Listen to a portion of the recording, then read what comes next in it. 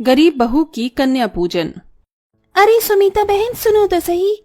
हाँ बोलो अनुपमा जी। चलो चलते हैं। कहाँ? अरे और कहाँ, नवरात्रि शुरू होने वाली है, साथ चलकर ही व्रत का सामान ले आते।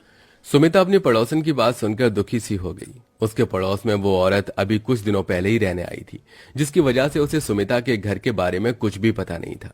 जैसे ही उसने सुमिता को अपने साथ चलने को बोला तो पीछे से एक मोहल्ले में ही रहने वाली औरत बोली, अरे बहना तुम भी किससे जाने को बोल रही हो? इस बेचारी के घर तो बस 2 वक्त रोटी बन जाए उसी में भगवान का एहसान है। इसके पास पैसे नहीं होंगे जो ये नवरात्रि का बढ़ती सामान खरीदे। क्यों सुमिता बहन? मैं भी परेशान हूँ, आप लोग जाइए। सुमिता की पड़ोसन कड़वी बातें सुमिता के मुंह पर मारकर चली गई। दरअसल सुमिता बेहद ही गरीब थी।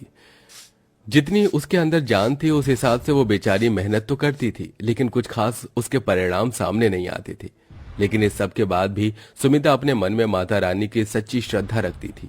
जब वो बाहर से घर में आई तो बस अपना दुख बताने को माता रानी के आगे बैठ गई।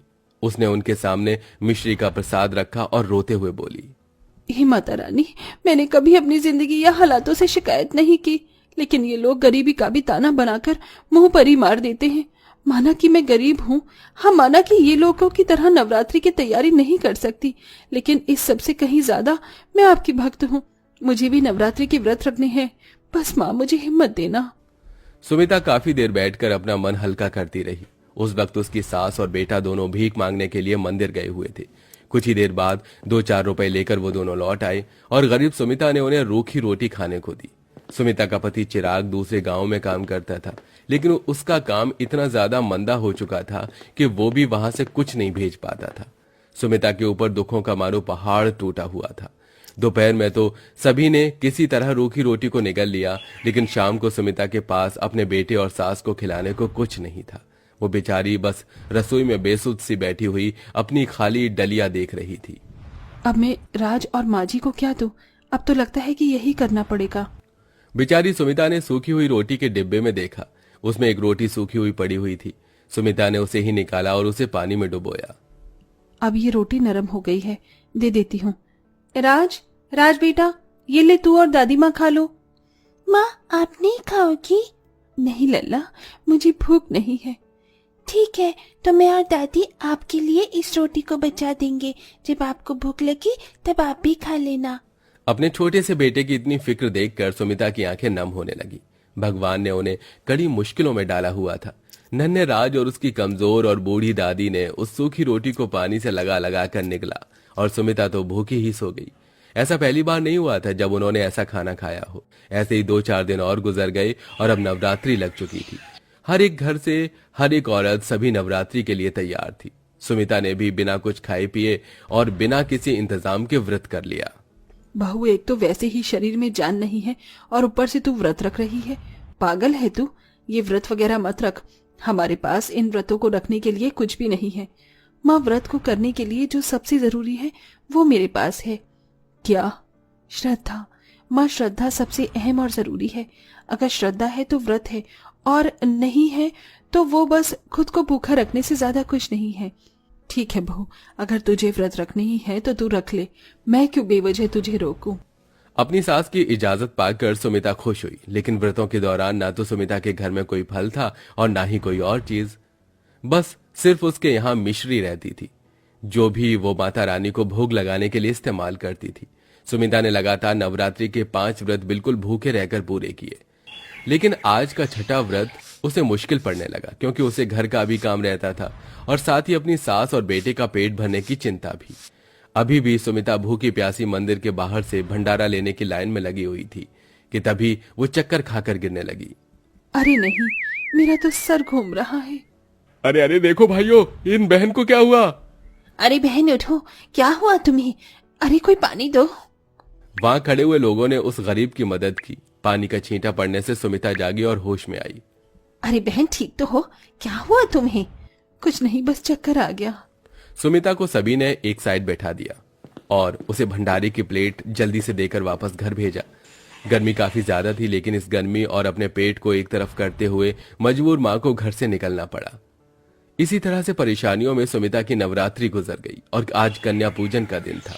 सुमिता का मन तो बहुत ज्यादा था कि वो भी कन्याओं को कुछ खिलाए, लेकिन उसके घर में तो अपने ही खाने के लाले थे। सुमिता माता रानी की तस्वीर के आगे बैठी हुई रो रही थी। माता रानी, जितना मैं कर सकती थी मैंने किया। मेरे बस में सिर्फ व्रत रखना था तो मैंने व्रत रखा, लेकिन अब इस नवरात्रि का अंत करने के लिए मेरे पास कन्याओं को खिलाने को कुछ भी नहीं है। मैं चाहकर भी कन्या पूजन नहीं कर सकती हूँ माँ, तो मुझे माफ कर देना और मेरे नवरात्रि के व्रतों को मान लेना। सुमिता ने सच्ची श्रद्धा से अपना काम कर दिया था। कहते हैं ना, अगर इंसान अपनी तरफ से वो सब करे जितना कि वो कर सकता है तो फिर नामुमकिन हालात में करिश्मे होते हैं। सुमिता के साथ भी करिश्मा हुआ। जब वो रो रही थी तभी माता रानी की तस्वीर बहुत ही ज्यादा सुंदर सुनहरी रोशनी में चमकी और स्वयं माँ दुर्गा ने सुमिता को दर्शन दिए। सुमिता, परेशान मत हो, मैं तुमसे नाराज नहीं हूँ, बल्कि बहुत खुश हूँ जो तुमने ऐसी जिंदगी जीकर भी कभी मेरा दामन नहीं छोड़ा। नामुमकिन हालातों में मेरे ऊपर विश्वास किया, खुद सूखी रोटी खाई, मुझे मिश्री का भोग लगाया, खुद 9 दिन भूखी रही, लेकिन मेरे लिए कन्या पूजन की चिंता की। अब मुझे तुमसे कुछ और नहीं चाहिए, मैं अब तुम्हें कुछ देने आई हूँ, ये लो। माता रानी ने सुमिता की रसोई की तरफ उंगली उठाई और वहां ढेरों राशन आ गया। ये सामान कन्या पूजन के लिए है, इससे बनाओ जो भी तुम्हें अच्छा लगे और खुद भी खाओ, कन्याओं को भी खिलाओ। ऐसे बोलकर माँ दुर्गा गायब हो गई। बहुत देर तक तो सुमिता, महादेवी और राज बस यूं ही बैठे रहे, लेकिन फिर सुमिता होश में आई। माँ हमारे घर माँ दुर्गा आई थी, आपने देखा ना? हाँ बहू, मैंने देखा, स्वयं दुर्गा माँ थी। बहू जल्दी से प्रसाद बना, आज हम भी अच्छा खाना खाएंगे। मैं बताती हूँ, आज तो हलवा पूरी, खीर, मटर पनीर और भी बहुत कुछ बनाना। जरूर माँ। सुमिता ने सब कुछ बहुत ही दिल से बनाया।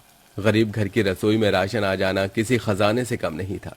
सुमिता के राशन को देखकर सारी थकान उतर गई और उसने अपने हाथों से कन्या पूजन के लिए प्रसाद बनाना शुरू किया।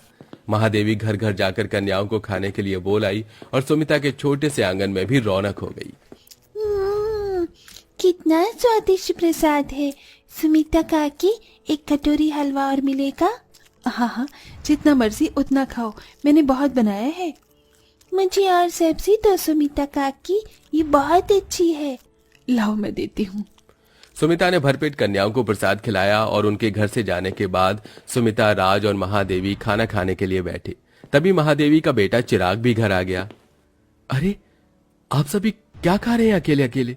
अरे चिराग जी, अचानक आइए, आप भी हमारे साथ खाना खा लीजिए। अभी खाऊंगा, पहले तो मेरी बात सुनो। जानती हो आज क्या हुआ? जब मैं काम की तलाश कर रहा था तब एक बड़ी कंपनी का मालिक मुझसे टकरा गया। इत्तेफाक से उस वक्त मैंने उनकी मदद कर दी और अब उन्होंने मुझे अपनी कंपनी में काम करने के लिए बुलाया है। क्या सच? शुक्रिया माता रानी। चिराग जी, माता रानी का शुक्र अदा कीजिए, उनकी ही लीला हमारे ऊपर बरसी है।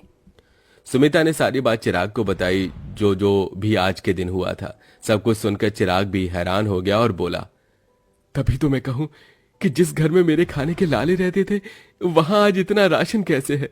यह सब माँ दुर्गा की ही कृपा है। सही कहा, माता रानी हमसे प्रसन्न है चिराग जी।